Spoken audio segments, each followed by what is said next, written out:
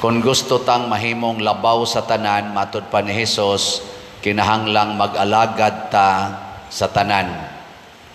O ang labigyong lisod alagaran sa tinud-anay, kanig yung bata o kanang mga batasan nga murag bata. Sayon ba alagaran ang bata? Ako, naka-observe ko, natipon magkadiyot sa akong gipuy-an pagka minyo atong akong maguwang babae, niya nanganak sa kamagwangan, niya ako ato, 4th year high school, sus, inigsakit sa bata, aris alaunas kaadlawon, aris alas 4, alas 3, may gyud kayong ihugs, bintana. Bisag unsay buhaton sa mga ginikanan, puli-puli sila kugos, puli-puli o am-am, kanta naman, sayaw naman, balay sa namong gamay kayo, gauyog-uyog na nako. Sus, wag gid kakapoy di aning bata, no? Kapoy. Pero nindot biya kuno na himuong bata, pero kapoy lang tayo man. Pero matod pa ni Kristo, ang mudawat ni ining bata nga sama ni ini sa akong ngalan, ako sang dawat, ni dawat sad nako, nya ni dawat sad sa nagpadala kanako nga mao ang Dios. Karon naanatay mga balaod nga nagsalikway og bata sama ana mga artificial contraceptives, kanang mga mutilation, nga kanang ligation, vasectomy, apil na ng abortion, no? Sa ato pa sa atong pagbuhat anang mga balaura, wa na sa tamudawat sa Ginoo. Nya kung di na tamudawat sa Ginoo, ang ato nang gisunod, ang ato nang mga kaugalingong gusto, ang ato na mga personal nga kaayuhan, matod pa ni San Pablo diri sa atong ikaduhang pagbasa, diin anaa ang kasina o ang pagpaninguha alang sa kaugalingong kaayuhan lamang, anaa usab ang kasamo o ang tanang matang sa daotang buhat. Muni karon di ta kamahay ni aning terorista, ni aning drug addiction, ni aning corruption, ni aning gubat, ni aning pagpangawat, pagpanglugos, pagpamatay, pagpanglungkab, pagpanulis. Nahitabo ni karon nganuan ato manggong gisiguro ang atong personal nga kaayuhan, dili naman ang gustos Ginoo. Gilingay imong tupad ing nakinsarong kaayuhan imong gipaningkamutan. Kinsang kaayuhan? Oy, nanag-away, matod pang San Pablo diri, ang mga dautan ninyo mga buhat, maogyo'y nakaingon, nga naa ng pagbingkil-bingkil, naa ning mga lawas nung kaibog, prostitusyon, same-sex union, sige gyutang supaks Ginoo kay ako gining gusto, akong gusto. Karon, yan mga baha, mga linog, tsunami, climate change, global warming, mga pandemic, nanood na tanan. Nga naman, kay ang Ginoo layo kanato. Muna sa atong unang pagbasa sa kaalam ni Solomon, niingon gidiri nga ang mga dautan kanunay gyung nagplano og mga kadautan sa ilang isig katao, apan ang mga maayo nagsalig sa Ginoo nga ilang manluluwas.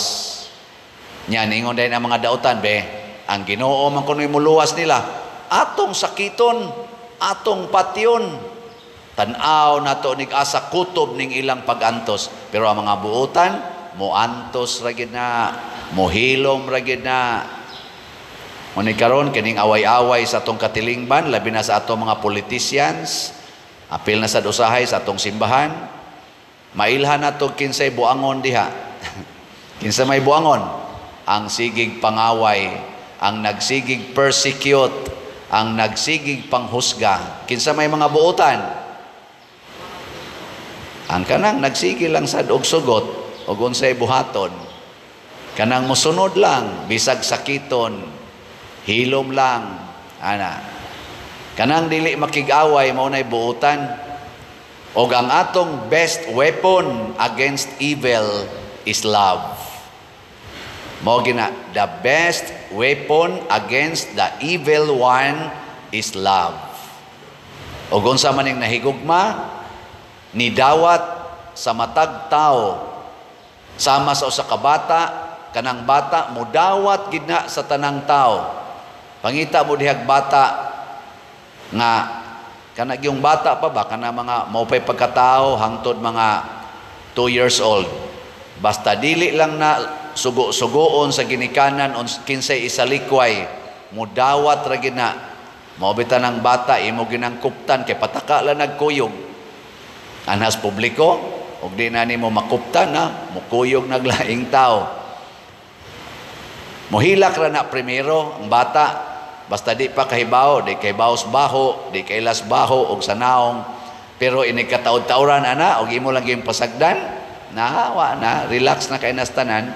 Bisag ka na mga bata, tanawa na sila, o pasagdi, dinis ato maning ingon, kamong magdagandagan diha, ato sa mos gawas ha. Kay kung imo nang pasagdan, katong laing bata, mutanaw man to, iya man tong kamayon, mudagan, hangtod perti na gina nilang gubuta, magsige na nagdagan, kay magkahiusa raday na sila. Pero kining mga dagko, kanang mga dagko, sa kung saon na itong pasabot nga paghigugmaay mo, pagpasayloay mo, pagdinawatay mo, kusmod lang now. Kusmod. Hindi ko no, ato ko nung ingno ning ato mga politicians. Paghiusan na kuno mo, mga politicians sa Pilipinas, kay grabe na kayong problema nato sa nasod, ang kagutom, kining atong drugas, kining atong mga terrorism, kining atong dagko na kay tag-utang maglisod na tagbayad. So tagbayad ay. Ako nabitan ng giwali atong niaging adlaw nga siyunan ka nang akong gitan-aw sa Google ang atong present karong utang 15.18 trillion pesos. Unya ang number of Filipinos na akonos mga 119 million, kanang 15 trillion i-divide nimo sa 119 million. Kada Filipino pila may gibang utang? Pila man? Sige, i-divide. Nama mo'y cellphone dia. Divide. Ako nang gisuwayan og divide, naas mga 127,000 kada usa ka Pilipinos. 127. Bisag ka ng inyong mga anak diyang wapay buot, gitungtungan na nag 127, more or less, 127,000 pesos nga bayronon nga utang. Nya asa mo na iagi, kuliktahan tag mga taxes. Unya, inikuliktas mga taxes, kurakuton lang sa daning atong mga matod pa dire, mga tao nga ang ilarang kaugalingong kaayuhan ang giatiman. Maghiusa na kata, maghinulsol na tas ato mga sala, gikan dinhi sa simbahan, ngadtos gobyerno, maluoy ta sa atong mga kaigsuonan nga nag-ilaid sa kalisod. Maobitan na dinhing maligya tag slots. Nganong baligya ang tag slots? Para sa atong mga panginahanglan. Unsa may panginahanglan nato dinhi? Bayra nato ang atong mga contractors nga nitukod sa atong kumbinto nga gigamit na nato karong sugod. Nakapahimos kita sa atong mga formation, sa atong mga gatherings, napahiluna na ta, nakadawat na sa tag mga guests dinhi nga mga religious, kanang dunay way kapahuwayan na natay mga kwarto, pero ang atong mga contractors wapa mabayari tanan. Gihuman nila ilang trabaho pero wapa mabayari. Maluoy mo nila dili. Kusga. Palit mo SBF dag. Napatay daghang balanse. Ngatong SBF dag nanatay halin 39,111 ka slots pero naapay 20,900 889 ka slots nga available nga tag 500 pesos per slot. Og mahuman ni natog palit, hurot-hurot sa natog bayad ang ato mga contractors. Pero di ni mahurot og kapalit, maglisod sad. Siya ro wa gyud mo'y 500 diha karong adlaw. Ingka para manggunis akong kaon padir. Ayaw lagi ng imong personal nga kaayuhan. Ayaw sa naghuna-hunaa. Huna-hunaa usa ang panginahanglan sa uban. Nganong namaligya man tag si Tio MM kaning tag 100 pesos tungod kay ato ning ipakaon sa mga around 3,000 kapamilya in town dinis atong parokya nga purtig yung lisura. Karong Oktubre inig sa ulog natos pista sa atong segunda patron Birhen sa Santo Rosario. Karon maning October 12 nato sa ulogon.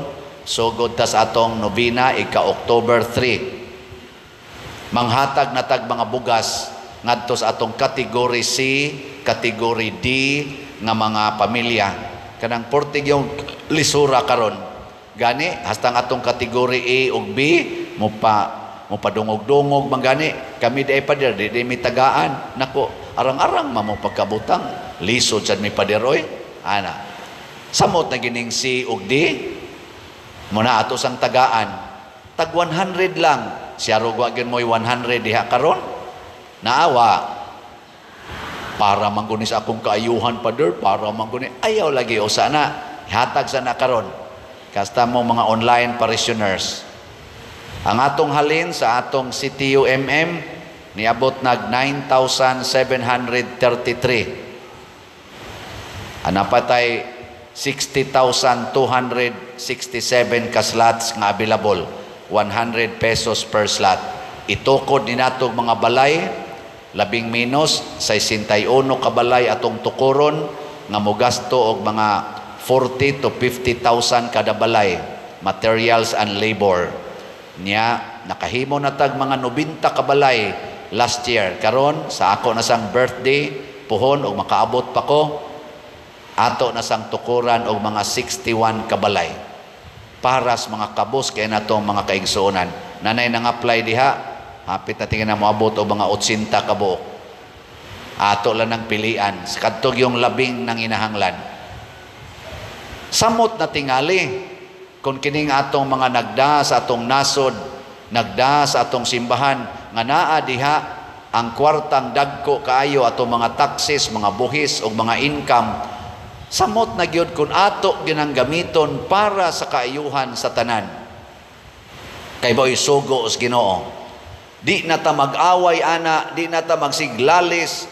Dagko kay tagasto anang ilang away kada hearing nila diha tagpila ka milyon atong gasto musangko lang sa pagsininghagay, sangko lang sa muragyog mga bata nga nag-away kanunay.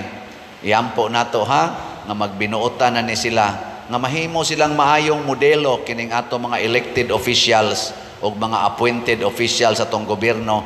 Apil na sa dinhi sa simbahan sama namo mahimo unta ming mga modelo unsaon pag sinabtanay, pag tinabangay nga matod pa ni Kristo. Kung gusto kang mahimong labaw sa tanan diri sa atong ebanghelyo, alagari ang tanan, labi na gyud ang labing ubos.